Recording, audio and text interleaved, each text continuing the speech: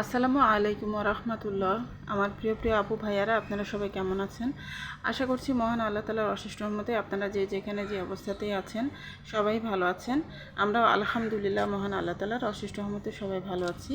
আমি আমার পরিবারের সবাইকে নিয়ে আলহামদুলিল্লাহ ভালো আছি। তো নতুন আরেকটি ভিডিওতে আপনাদের সবাইকে আবারও স্বাগত জানাচ্ছি।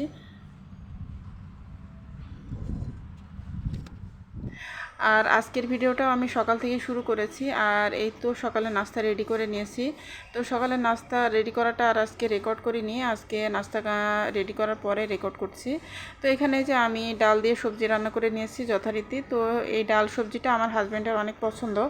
তো আমি খেসারির ডাল দিয়ে সবজিটা রান্না করে নিয়েছি আর রুটি তৈরি করে নিয়েছি।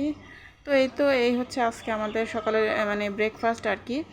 আর সে সাথে একটু নুডলসও ছিল। তো আমার মেয়ে নুডলস খাওয়ার পর একটু আর কি রয়ে গেছে, তো সেটাও আমি নিয়ে নিয়েছি। তো এখন এই যে আমি নাস্তা করে নিচ্ছি। আর এই তো আমার নাস্তা করা হয়ে গেছে। এখন এই যে আমার মেয়েকে নাস্তা করে দিয়ে দিচ্ছি। তো এখানে যে আমি নুডলস রান্না করে দিয়েছি আর সেই সাথে গতকালকে যে পিৎজা এনেছিল, তো সেই পিৎজা কিছুটা আছে, তো সেটাও গরম করে দিয়েছি। তো এগুলো দিয়ে আমার মেয়েকে নাস্তা দিয়ে দিয়েছি। তো আমার মেয়ে নাস্তা করে নিচ্ছে। আর আমার মেয়ের পরীক্ষা শেষ হয়ে গেছে। তো এখন 2 দিন আর কি ক্লাস হবে, তারপরে ঈদের ছুটি দিয়ে দিবে। তো এই তো শুক্রবার থেকে ঈদের ছুটি শুরু হয়ে যাবে 16 তারিখ পর্যন্ত আর কি। অনেক বড় একটা লং ছুটি। তো 16 দিন আর কি, 15 দিন, হ্যাঁ 15 দিন আর কি ছুটি পেয়েছে। তো আসলে ঈদের সময় এই লম্বা একটা ছুটি পাওয়া যায়, তো তখন খুবই ভালো লাগে। স্কুলে ঝামেলা থাকে না, প্যারা থাকে না, তো কয়েকটা দিন একটু আনন্দে কাটানো যায়। তো অনেক রিল্যাক্সে আর কি কাটানো যায়। বাচ্চারাও অনেকটাই আর কি রিল্যাক্সে থাকতে পারে। তো ওরা বলছে যে ঈদের পরে বেড়াতে যাবে আর ঈদের আগেও যেতে চাচ্ছে, তো দেখা যাক কী হয়। আর এখানে যে আমি আপেল কেটে নিচ্ছি, তো আপেলটা কেটে নিয়ে আমার মেয়েকে দিয়ে দিব। তো ও আর কি আপেলটা খেয়ে নিবে। আর তারপরে যে আমি ডিমগুলো ক্লিন করে নিব। তো কালকে ডিম এনেছিল 2 ডজন, তো সেই ডিমগুলোকে আমি এখন ভালোভাবে ক্লিন করে নিব। তো এখানে যে আমি ডিটারজেন্ট পাউডার নিয়ে নিলাম, নিয়ে তারপরে পানির মধ্যে দিয়ে গুলিয়ে নিলাম, নিয়ে তারপরে আমি ডিমগুলো এখানে দিয়ে দিব। তো এই তো আমার প্রিয় প্রিয় আপু ভাইয়ারা, আপনারা যারা আমার ভিডিওটি দেখা শুরু করেছেন দয়া করে একটা লাইক দিয়ে আমার ভিডিওটি কন্টিনিউ করবেন প্লিজ। আর যারা নতুন আপু ভাইয়ারা তারা প্লিজ একটা লাইক দিয়ে আমার ভিডিওটি দেখবেন। আর আমার ভিডিও যদি আপনাদের কাছে একটু ভালো লাগে তাহলে প্লিজ আমার চ্যানেলটি সাবস্ক্রাইব করে আমার চ্যানেলের সাথে থেকে যাবেন আর আমাকে একটু সাপোর্ট করবেন প্লিজ। আর যারা অলরেডি আমার চ্যানেলটি সাবস্ক্রাইব করে আমাকে সাপোর্ট করে যাচ্ছেন সেই সমস্ত আপুদেরকে জানাই অসংখ্য অসংখ্য ধন্যবাদ আর মন থেকে অনেক অনেক দোয়া এবং ভালোবাসা। আর আমার চ্যানেলের অ্যানালাইটিক্সে দেখলাম যে আমার চ্যানেলে কোনো মানে পুরুষ কেউই নেই। ভিউয়ার্সের মধ্যে 100%ই ফিমেল, 100% মানে মেয়ে আর কি। তো দেখে তো আমার খুবই ভালো লাগলো যে আমার ভিডিও শুধুমাত্র আপুরাই দেখে থাকেন। তো এটা দেখে অনেক বেশি ভালো লাগলো। হয়তো 2-1 জন ভাইয়া হয়তো দেখতে পারেন, কিন্তু ওখানে দেখাচ্ছে মানে যেটা শো করতেছে যে 100%ই ফিমেল। তো আমার কাছে অনেক বেশি ভালো লাগতেছে যে আমার প্রিয় প্রিয় আপুরা আমার ভিডিও দেখেন। তো যাই হোক, এখানে এই যে আমি ডিমগুলো ক্লিন করে নিয়েছি, নিয়ে তারপরে এখন এই যে পানি ঝরানোর জন্য একটা ঝুড়ির মধ্যে আর কি রেখে দিব। তো নর্মালি ডিম নিয়ে আসার পরে একটু ক্লিন করে যদি ফ্রিজে রাখা হয় তাহলে খুবই ভালো হয়, আর না হলে ডিমের গায়ে প্রচুর পরিমাণে ময়লা থাকে। তো অনেক সময় আমি আবার ক্লিন করি না, কারণ দেখা যায় যে অত ময়লাও থাকে না, মাঝে মাঝে অনেকটাই মানে পরিষ্কার থাকে। তো তখন ক্লিন করি না। তো এই ডিমগুলোর মধ্যে আবার বেশ অনেকটাই ময়লা ছিল। আর হাঁসের ডিম নিয়ে আসলে হাঁসের ডিমের গায়ে প্রচুর পরিমাণে ময়লা থাকে, তখন তো ক্লিন করতেই হয়, না হলে তো একদমই মানে হাত দেওয়া যায় না, এরকম মানে অবস্থা হয়ে থাকে। তো এই তো আমি এখন এই যে ডিমগুলো একবার করে ক্লিন করে নিয়ে তারপর আবারও একটু ফ্রেশ পানি দিয়ে আরেকবার করে ধুয়ে নিলাম, নিয়ে তারপরে এই যে এখন পানি ঝরাতে আর কি দিয়ে রেখে দিব। তো আজকে আমাদের এখানে বৃষ্টি হয়েছে। তো দুপুরবেলা আর কি বৃষ্টি হয়েছিল, তো আবহাওয়াটা অনেক ঠান্ডা হয়ে গেছে। তো পরপর 2 দিন অনেক বেশি কড়া রোদ উঠেছিল, তো এখন মানে আজকে আবার বৃষ্টি হওয়াতে অনেক বেশি ভালো লাগতেছে। তো আবহাওয়াটা খুবই সুন্দর ঠান্ডা হয়ে গিয়েছে। তো এখন এই যে আমি ডিমগুলো এখন জায়গা মতো আবার ফ্রিজে রেখে দিব।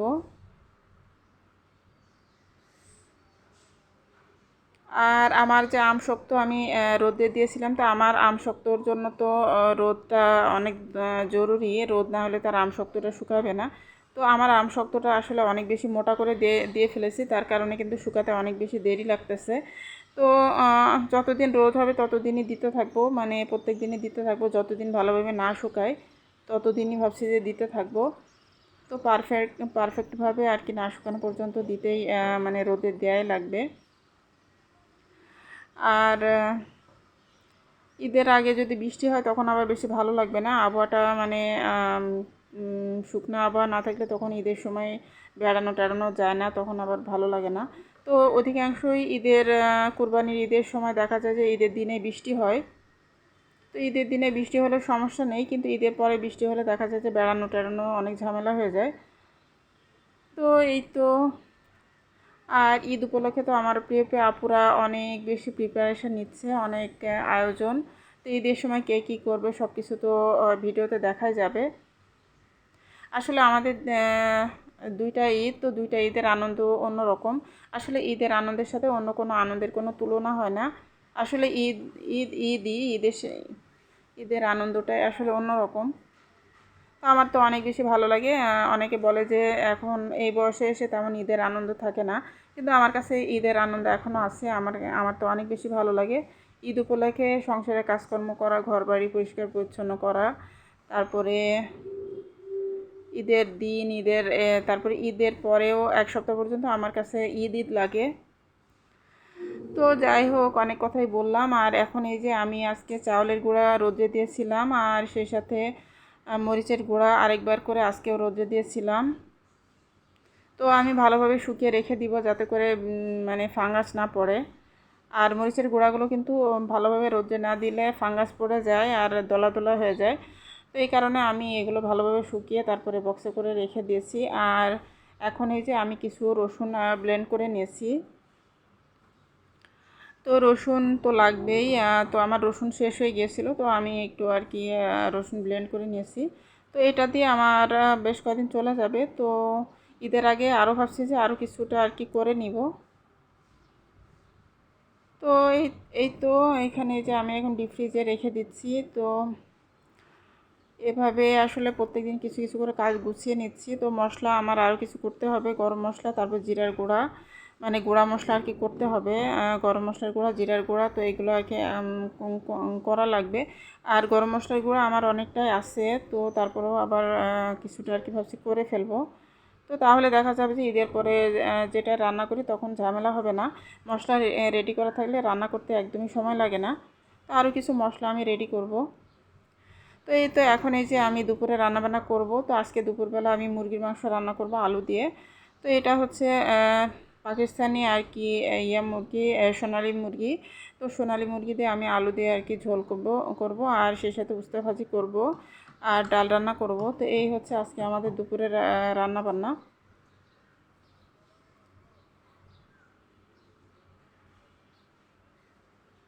তো এই তো আমি এখন এই যে মশলাটা ভালোভাবে কষিয়ে নিয়েছি, নিয়ে তারপরে এই যে মুরগির মাংস আর আলুগুলো দিয়ে দিয়েছি, দিয়ে তারপরে ভালোভাবে এখন কষিয়ে নিব। তো আসলে রান্নার বিষয় বা রান্নার ব্যাপারে ডিটেলসে বলার তো তেমন কিছুই নেই, খুব সাধারণ রান্না বান্না। তো আমি অন্য কিছু কথা বলি আপনাদের সাথে। তো আসলে আমার বড় ভাইয়ের আর কি ছেলে হয়েছে। তো আমি কিছুদিন আগের একটা ভিডিওতে শেয়ার করেছিলাম যে আমার ভাবি অসুস্থ। তো আমার ভাবি প্রেগনেন্ট আর কি, বাচ্চা হবে। তো আমার ভাবির আর কি ছেলে হয়েছে। তো মাশাল্লাহ ছেলে সুস্থ আছে, আমার ভাবিও সুস্থ আছে। তো সিজার করেই হয়েছে। তো আসলে সিজার করে হলে তো দেখা যায় যে অনেক বেশি কষ্ট হয়, আর পরবর্তীতে মানে সিজারের ইয়েটা শুকাতে অনেকটা সময় লাগে। তো বিদেশের মাটিতে আমেরিকার মতো জায়গায় আসলে সিজার আমরা আসলে মানে এক্সপেক্ট করিনি যে সিজার করবে। তো প্রথম বাচ্চাটার সময়ও সিজার করেছিল, তো এই কারণে আর কি সেকেন্ড বেবির সময় সিজার করেছে। তো আসলে আমাদের দেশে তো সিজার নর্মাল একটা বিষয়, মানে একটুতে একটু হলেই সিজার করে ফেলে। তো বিদেশে দেখা যায় যে সাধারণত সিজার করে না, খুব বেশি মানে ক্রিটিক্যাল অবস্থা না হলে সিজার করে না। তো আমার ভাবির দুইটা ছেলেরই মানে সিজারের মাধ্যমেই আর কি জন্ম হয়েছে। তো এখন আসলে আমার ভাই ভাবির অনেক বেশি মানে সমস্যা যাচ্ছে, কারণ ওখানে তো আসলে আমাদের নিজস্ব আপন তেমন কেউ নেই। তো আমার ভাই সব কিছু ম্যানেজ করতেছে, তো অনেক বেশি কষ্ট হয়ে যাচ্ছে আমার ভাইয়ের। তো বড় ছেলেটাও তো বেশি বড় না, বড় ছেলেটা 4 বছর বয়স, তো ওকে টেক কেয়ার করা প্লাস আমার ভাবির কাছে থাকা, তো সব মিলিয়ে আসলে আমার ভাই অনেক বেশি ঝামেলার ভিতরে আছে। তো এই আর কি। তো এই তো আর বিকালবেলায় যে আমার দেবরটা আবার এসেছিল গ্রাম থেকে, তো আজকে আরও কিছু আম নিয়ে এসেছে আর এই যে কাঁঠাল নিয়ে এসেছে। তো এই কাঁঠালগুলো অনেক মিষ্টি আর এই কাঁঠালগুলো এখনও পাকেনি, কাঁচা অবস্থায় আছে। তো যখন পাকবে তখন খাওয়া যাবে। তো কাঁঠাল খেতে তো বেশ ভালোই লাগে। তো আজকের মতো এখান থেকে বিদায় নিচ্ছি। আল্লাহ হাফেজ, আসসালামু আলাইকুম।